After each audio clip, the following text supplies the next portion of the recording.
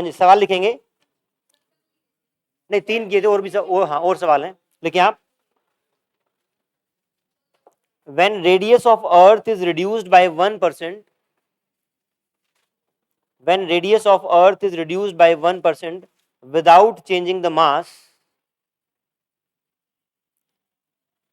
when radius of earth is reduced by 1% without changing the mass, then acceleration due to gravity,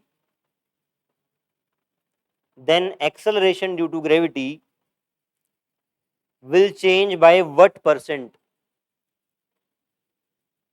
Acceleration due to gravity will change by what percent?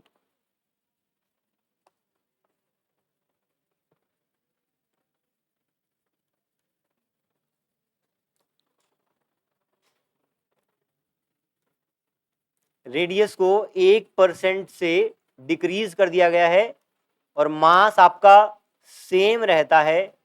पूछा क्या गया है, acceleration due to gravity, जी पर क्या फर्क पड़ेगा। जो जी dash बन जाएगा वो जी कितने परसेंट घट या बढ़ जाएगा, ये पूछा गया है। ठीक,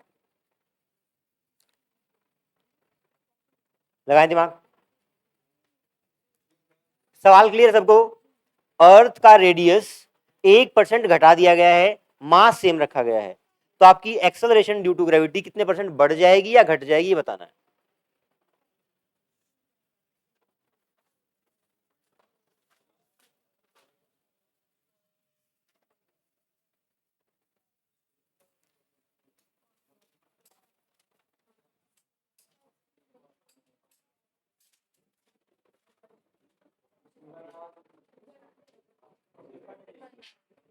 कितने परसेंट?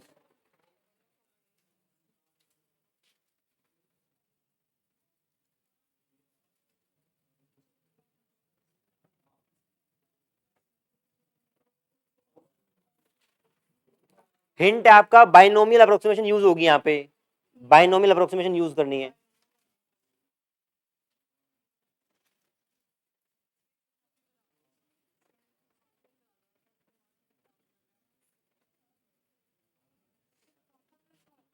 अच्छा,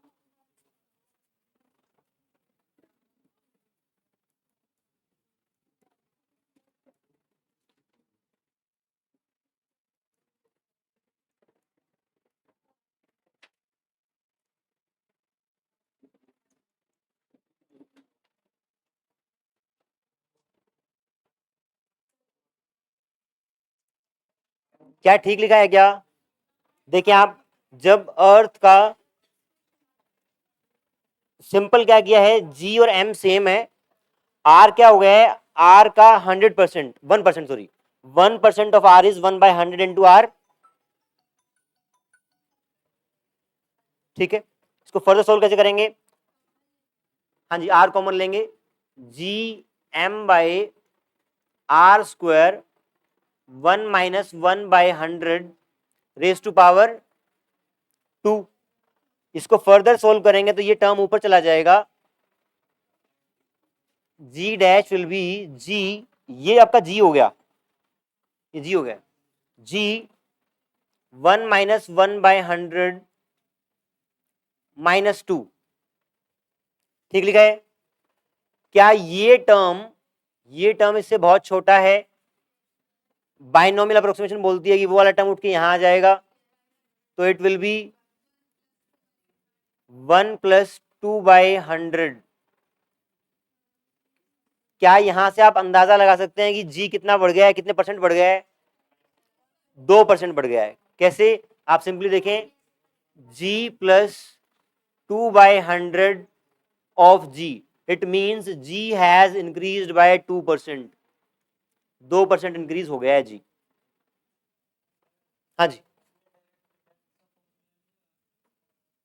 डेप्थ कहां से आ गई यहाँ पे?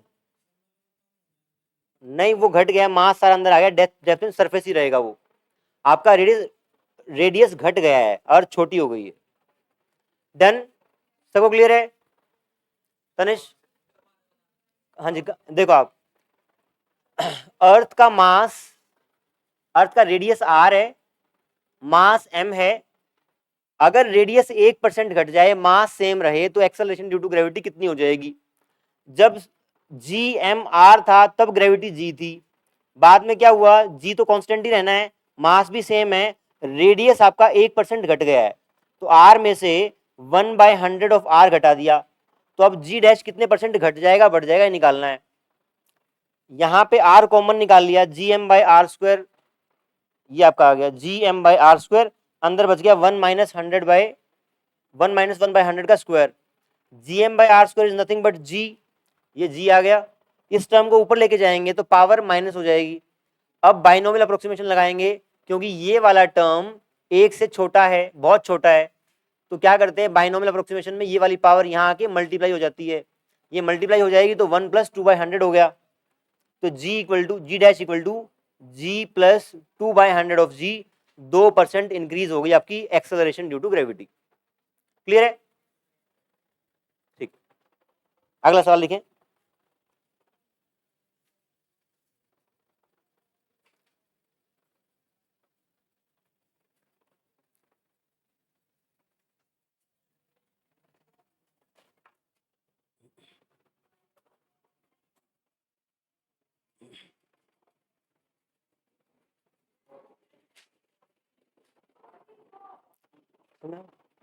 समझ में आया?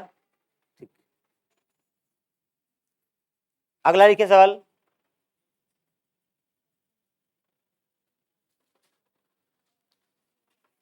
Weight of a body of mass m, weight of a body of mass m decreased by 1%, decreased by 1% when it is raised to a height h, when it is raised to height h above the earth's surface, above the earth's surface, full stop. If the body is taken, if the body is taken to a depth h, if a body is taken to a depth h in a mine, mine khan, if the body is taken to a depth h in a mine, then its weight will change by what percent? Then its weight will change by what percentage?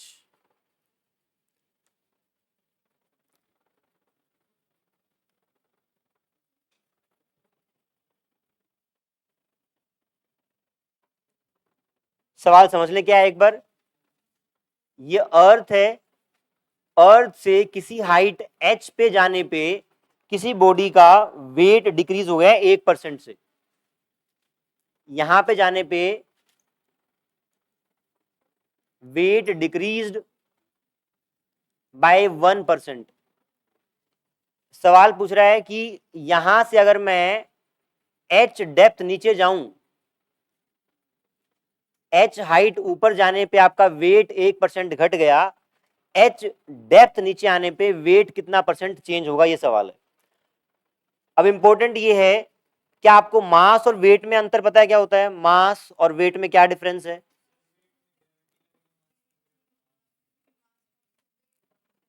मास क्या होता है आपका? Quantity of matter, quantity of matter. मैं कहूं 1 kilo चावल या 2 kilo चावल, तो 2 किलो चावल की क्वांटिटी ज्यादा है, तो जो क्वांटिटी बताए वो मास होता है। और वेट क्या होता है? वेट इज फोर्स, हाँ जी, फोर्स एक्सपीरियंस्ड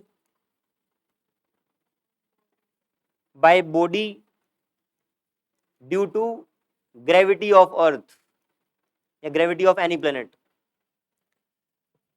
यहां पे अगर मैं कहूं फॉर एग्जांपल सरफेस पे, सरफेस पे वेट कितना होगा? Weight mg, good. इस हाइट पे वेट कितना होगा? हाँ जी, हाँ हाँ, वेरी गुड, mgh। और यहां पे क्या होगा? mgd, मतलब d यहाँ पे h ही है। अब सोल्व करें आप, अगर वेट चेंज हुआ है, सुनो ध्यान से, अगर वेट चेंज हुआ है तो मास चेंज होने के कारण नहीं होगा, आपका ग्रेविटी चेंज होने के कारण होगा। इसका मतलब ऊपर जाएंगे तो जितने परसेंट ग्रेविटी घट जाएगी उतने ही आपका वेट घट जाएगा, है करेंट राइट। अप्रोक्सीमेशन लगना है अपना, कहीं पे बना के एक्सप्रेशन अप्रोक्सीमेट करना है फिर।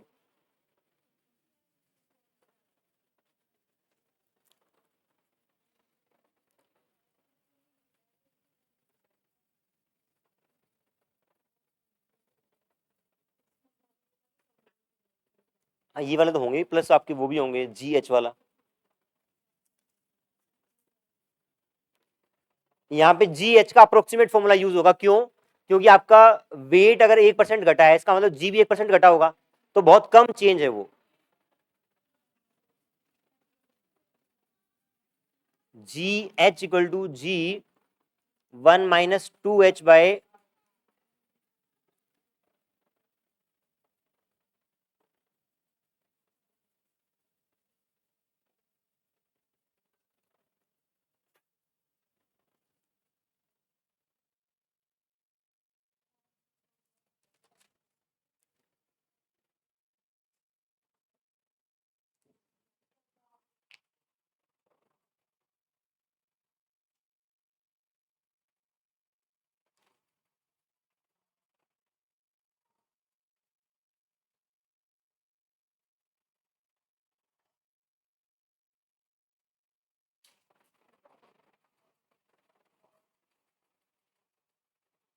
हाँ जी कुछ करने का आइडिया लग रहा है क्या?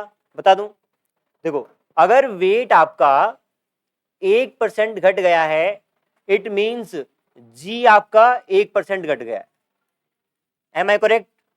ठीक है, अगर जी 1% घट गया है तो G at height H will be G into 1/100।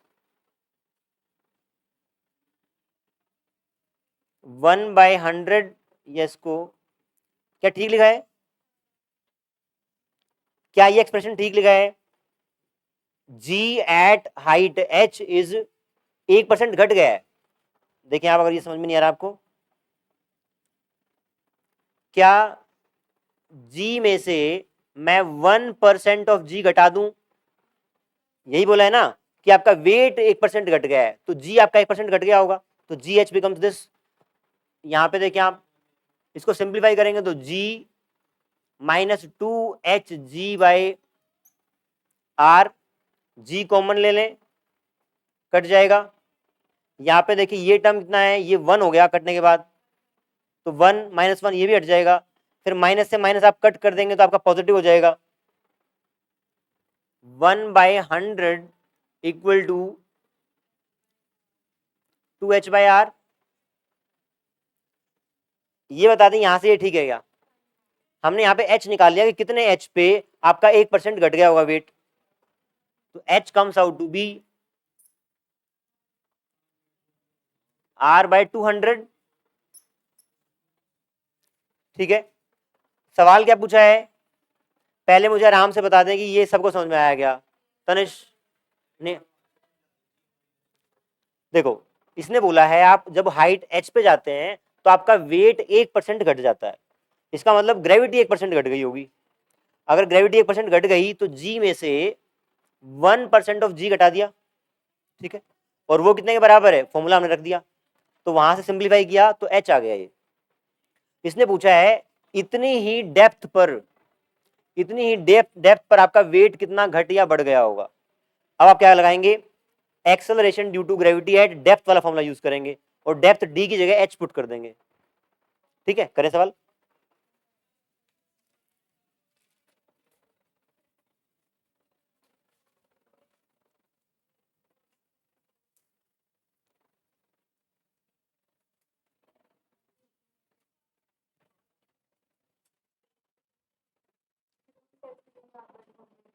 हाँ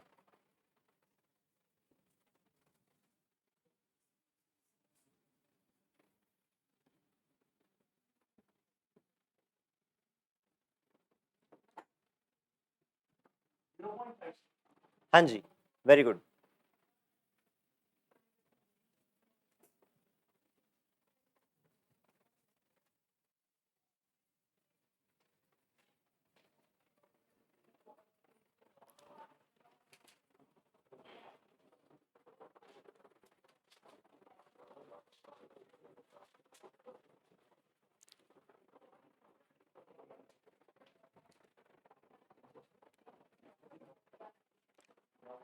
सीधा यहां पुट करना है यार। अगर वेट की बात करनी है तो ग्रेविटी की बात कर लो।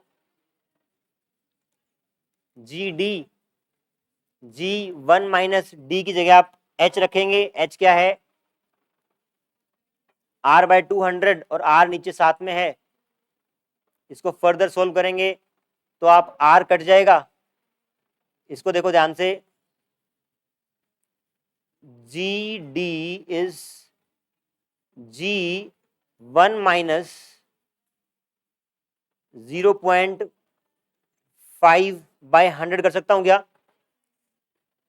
ये 1/200 बन गया था, जो 1/2 है उसको 0.5 लिख दिया और नीचे 100 लिख दिया। तो इसका मतलब 0.5% घट गया।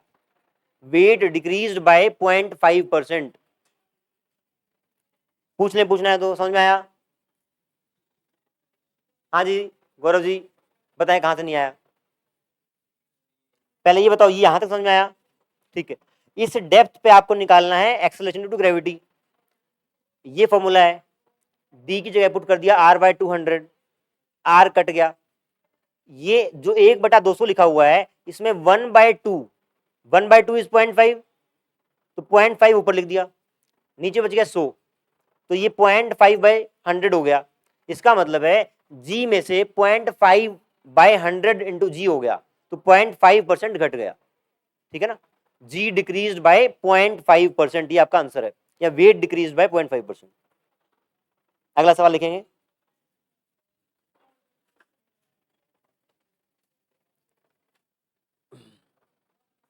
Acceleration due to gravity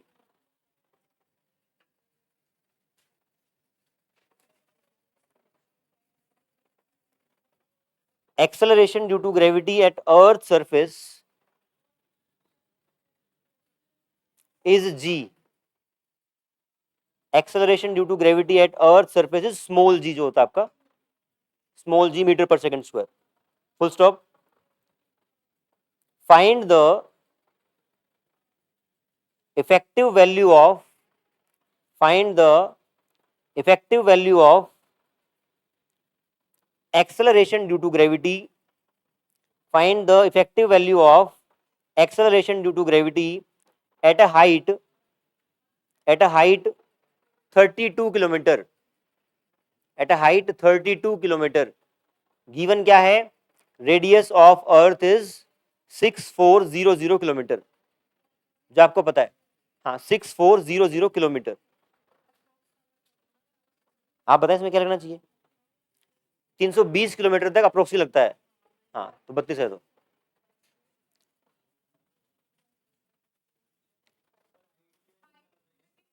32 kilometre. Radius of earth is 6400 kilometre.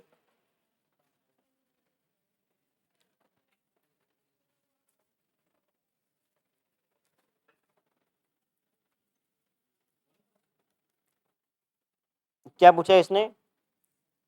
Find the effective value of acceleration due to gravity at a height h। Percent नहीं पूछा, वैल्यू पूछिए।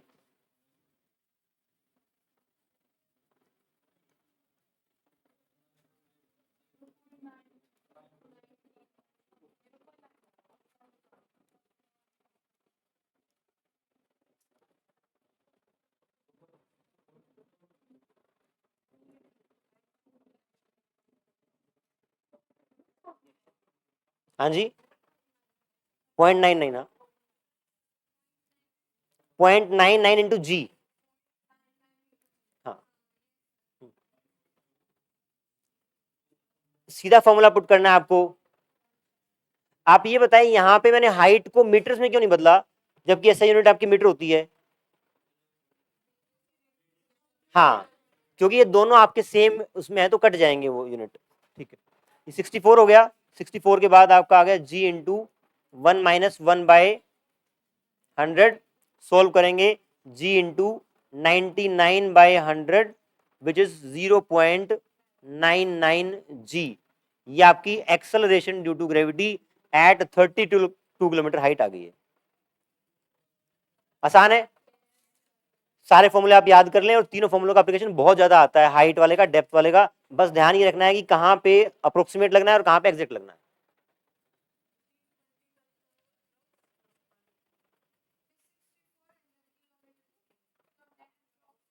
हाँ जी, आपका 320 किलोमीटर तक अप्रोक्स लगेगा। आगे बढ़े।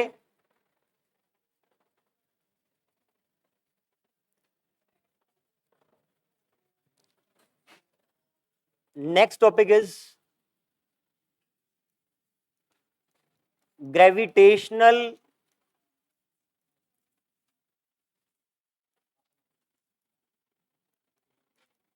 Potential energy.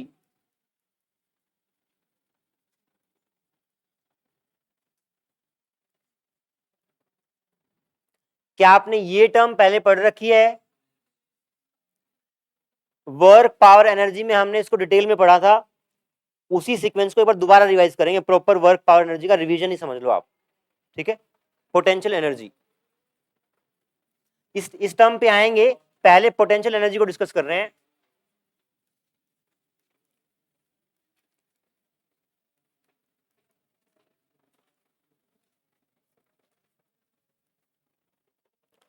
ध्यान है, बताएं क्या होती है।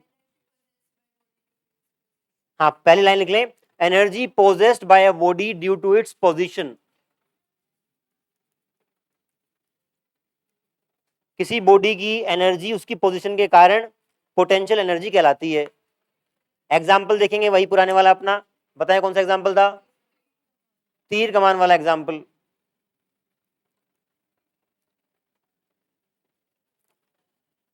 आप देखें, अगर मैं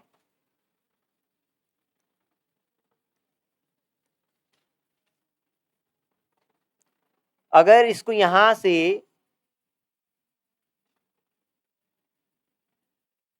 यहां तक एक्सटेंड कर लूं, पीछे तीर कमान को यहां तक ले आऊं,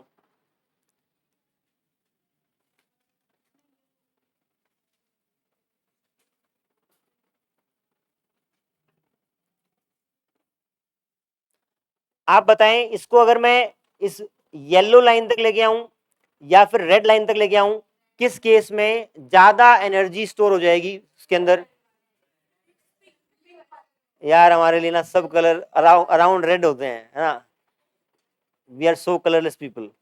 लड़कों के ना दो ही कलर होते हैं जनरली, आप काउंट कर लो ना, सफेद और ब्लैक, दो ही कलर। हाँ, ब्लैक एंड व्हाइट। लड़कियां कलरफुल होती हैं। नहीं, आप देख लो बेशक।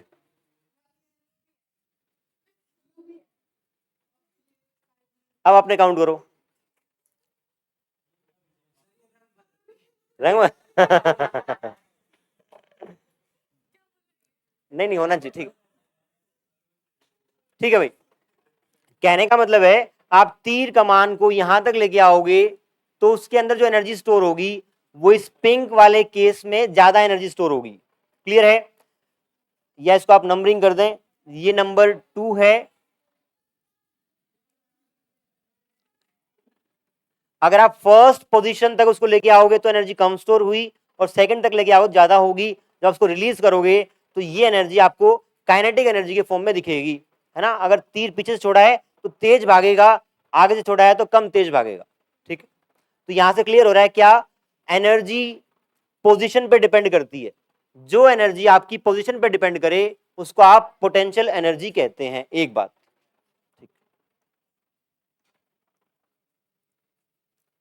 अब ये बताएं, क्या मैं जब इसको पीछे खींच रहा हूंगा तो मुझे कुछ वर्क डन करना पड़ेगा? जब मैं वर्क डन करना पड़ेगा, वर्क डन का सबसे बेसिक फॉर्मूला क्या पता है आपको? बताएं। अगर यहां पे एक ब्लॉक रखा है, उसको मैं फोर्स लगा के डिस्प्लेस करूं तो मुझे वर्क करना पड़ेगा। ज्यादा डिस्प्लेसमेंट करूंगा तो ज्यादा वर्क करना पड़ेगा, ज्यादा फोर्स लगाऊंगा तो भी ज्यादा वर्क डन करना पड़ेगा। इसलिए वर्क डन का सबसे सिंपलेस्ट फॉर्मूला है फोर्स इनटू डिस्प्लेसमेंट, और ये तब एप्लीकेबल है जब फोर्स और डिस्प्लेसमेंट सेम डायरेक्शन में हो, सेम डायरेक्शन में हो। अगर फोर्स और डिस्प्लेसमेंट सेम डायरेक्शन में नहीं है, कहने का मतलब आपने फोर्स ऐसे लगाई है और डिस्प्लेसमेंट ऐसे हो रहा है, उस केस में वर्क डन का फॉर्मूला क्या होता है? एफ एस कोस थीटा या F dot S? F dot S, F S cos theta. ये बताएं डॉट प्रोडक्ट, आपकी डॉट प्रोडक्ट से जो आउटपुट आएगा वो स्केलर होगा कि वेक्टर होगा? आप बताएंगे। प्रोसेसिंग स्लो है तेरी? हाँ ना, साफ बता। इतना रिवाइज करा दिया तेरे को। हाँ जी, आप बताएं।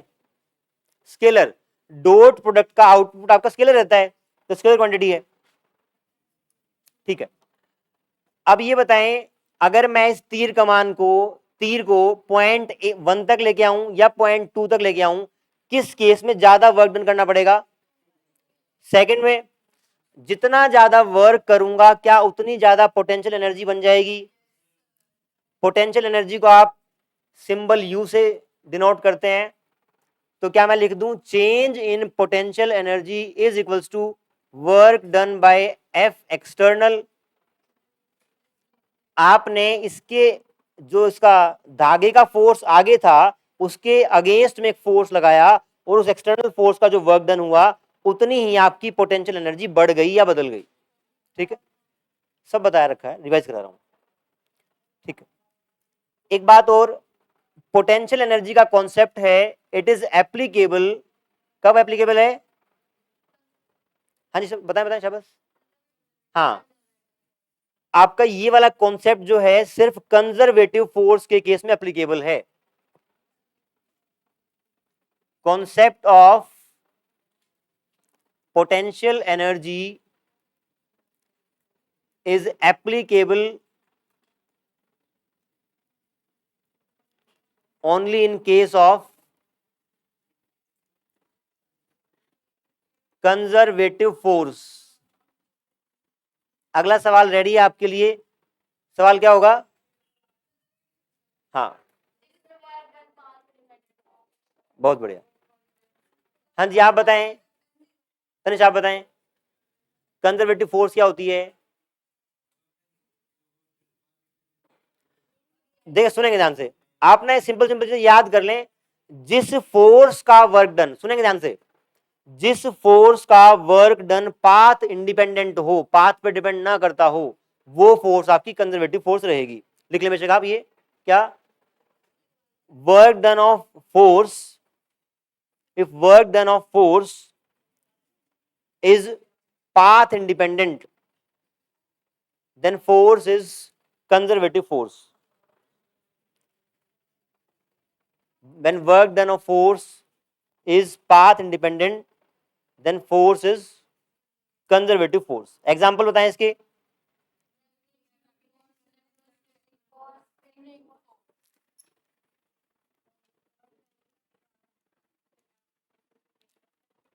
कंजर्वेटिव फोर्स के एग्जाम्पल आपको बताए थे स्प्रिंग, ग्रेविटेशन, इलेक्ट्रोस्टैटिक जो आपकी क्लास 12th में आएगी।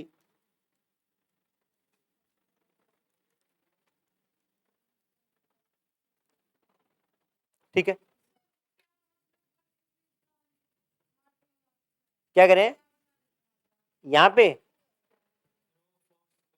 वो पूरा चैप्टर बेटा अपने आप में वर्क पावर एनर्जी का। मैंने ये बताया है कि इस ब्लॉक को आगे खिसकाना है तो जितना ज्यादा डिस्प्लेसमेंट होगा उतना वर्क डन करना पड़ेगा, जितना ज्यादा फोर्स लगाओगे उतना वर्क डन करना पड़ेगा। इसका मतलब वर्क डन दो बातों पर डिपेंड कर रहा है, फोर्स पे भी डिस्प्लेसमेंट पे भी, दोनों का मल्टीप्लाई कर दिया। तो this formula is applicable when force and displacement is in same direction. But अगर सेम डायरेक्शन में नहीं है, अपोजिट नहीं, कोई भी दो डायरेक्शन होंगी, धागा बांध के आप इस ब्लॉक को खींच रहे हैं, फोर्स ऐसे लगाया है और डिस्प्लेसमेंट ऐसे हो रहा है, उस केस में आप सीधा एफ इंटू एस नहीं करेंगे बल्कि एफ एस कोस थीटा करेंगे, where theta is angle between F and S. ये वर्क डन आपका। हाँ जी, बताएं।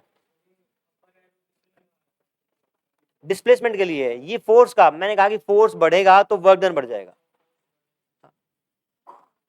वो पूरा अपने आप में चैप्टर है, मैं सिर्फ कंसंट्रेट करना चाह रहा हूं पोटेंशियल एनर्जी पे।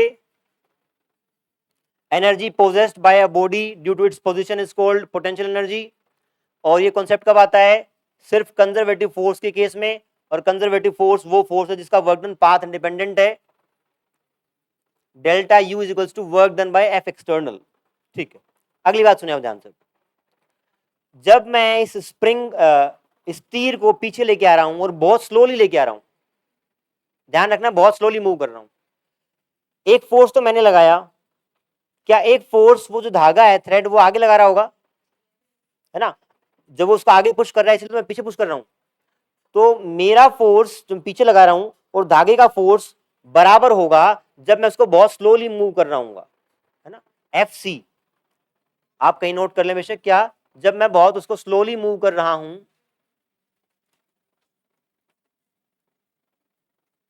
तो magnitude of F external is equals to magnitude of conservative force. यहां पे जो धागे का फोर्स है वो कंजर्वेटिव फोर्स है, ठीक है, उस फोर्स के अगेंस्ट आपने फोर्स लगाया है और आपके फोर्स का और उस धागे वाले फोर्स का मैग्नीट्यूड बराबर है because we are moving it slowly, ठीक है, इतना वो डिटेल में समझेंगे आराम से, आप अब एक बार कहानी की तरह सुनो, है ना, जो पॉइंट 4 बता रहा हूं यहां पे वो याद करने एक बार के लिए, अगर ये दोनों बराबर हैं फोर्स तो क्या मैं लिख सकता हूं F C is equals to minus F external, बताएं, क्योंकि एफ एक्सटर्नल पीछे लग रहा है और एफ कंजर्वेटिव आगे लग रहा है, दोनों अपोजिट डायरेक्शन में हैं, तो अगर उनको वेक्टर साइन के साथ लिखूंगा तो वो एक नेगेटिव साइन आपको लगाना पड़ेगा। इसका मतलब जब मैं work done by F external लिख रहा हूँ, सुने ध्यान से, यहाँ पे जब मैं work done by F external लिखूंगा तो it will be F external into displacement, लेकिन साथ ही साथ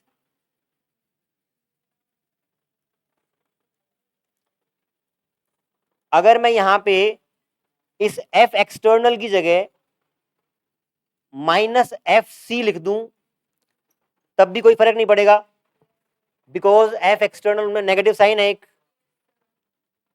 F C into delta X is work done by conservative force with a negative sign. ये जो मैंने रेड बॉक्सेस बनाए हैं ये आपको याद करने हैं, ठीक है, position energy possessed by a body due to its position, delta u equal to work done by external force, and delta u is also defined as work done by conservative force, negative of work done by conservative force, clear है,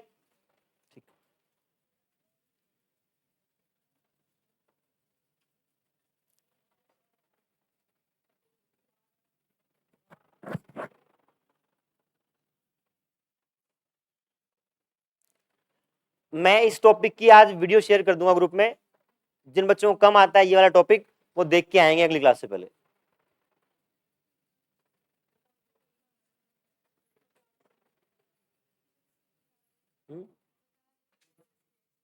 हाँ extra class है कल,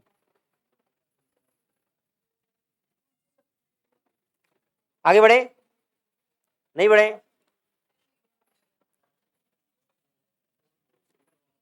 क्या time हो गया, अबे 15 minute बाकी है, ठीक है, हमने क्या शुरू किया था, ग्रेविटेशनल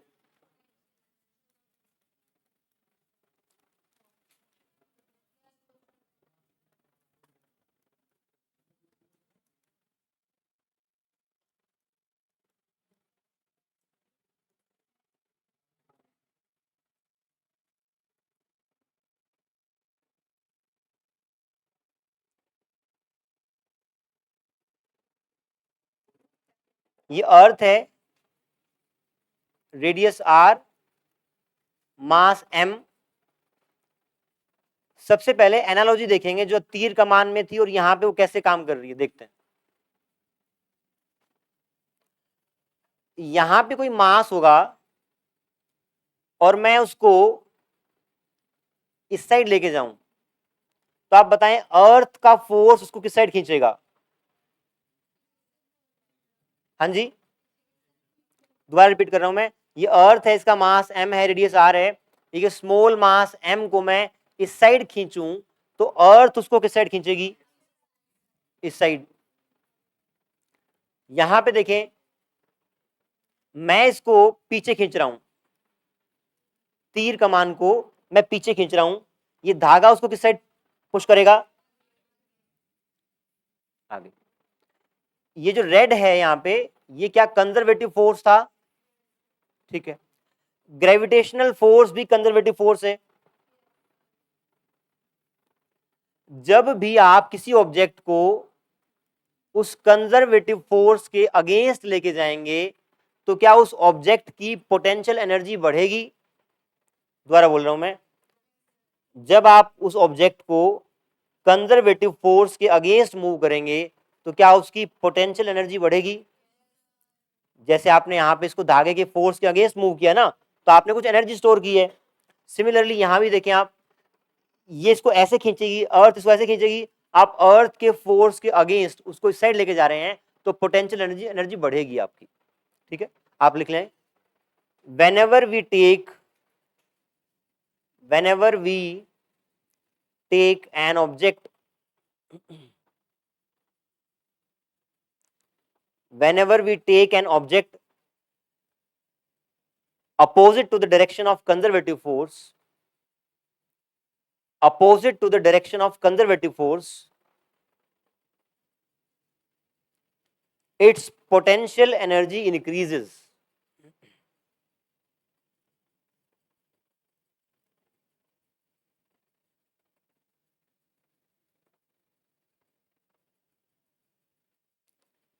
देखें एक बार, इस तीर कमान में जब मैं इसको पीछे खींचा तो क्या छोड़ने पे जो एनर्जी स्टोर हुई है वो काइनेटिक में बदलती?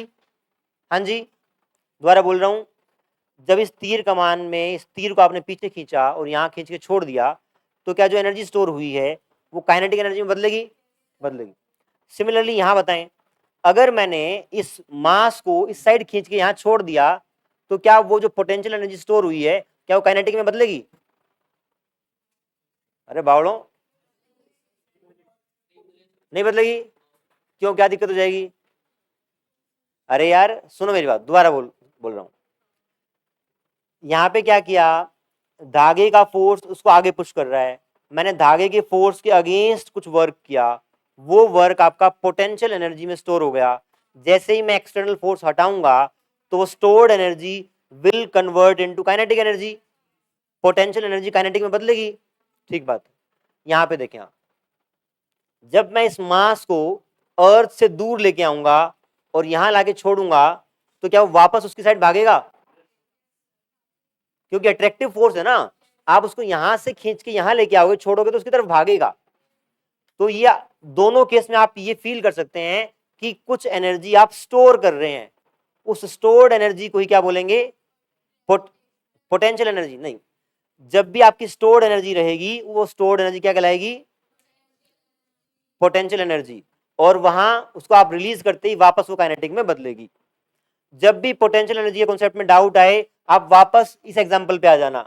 तीर कमान में क्या हो रहा था, उसका एक फोर्स था, उसके अगेंस्ट फोर्स लगा रहे थे तो उसकी एनर्जी बढ़ी और वो एक्सटर्नल फोर्स रिमूव करने पे काइनेटिक में चेंज हुई। लिखवाऊं ये बात? लिखें, व्हेन वी डू, एक मतलब अलग से बुलेट पॉइंट बना लें, when we do some work, when we do some work on an object, on an object, when we do some work on an object against conservative force, against conservative force, this work done gets stored in form of potential energy, gets stored in form of potential energy, and when we remove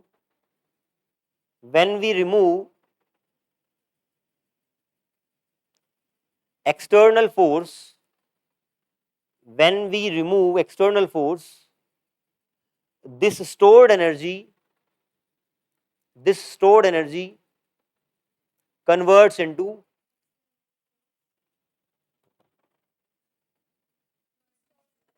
this stored energy converts into kinetic energy.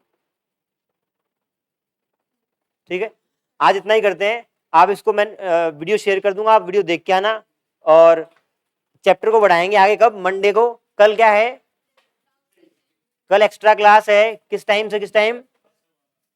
10 से 12। क्या discuss करेंगे?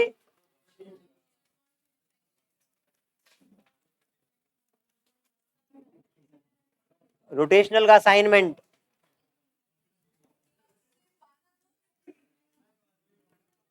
अगर 1 घंटे में ले लेंगे doubt कम हुए तो 1 घंटे में छोड़ देंगे। ठीक है, थैंक यू। क्या करो? हाँ हाँ आप। हाँ जी बताओ।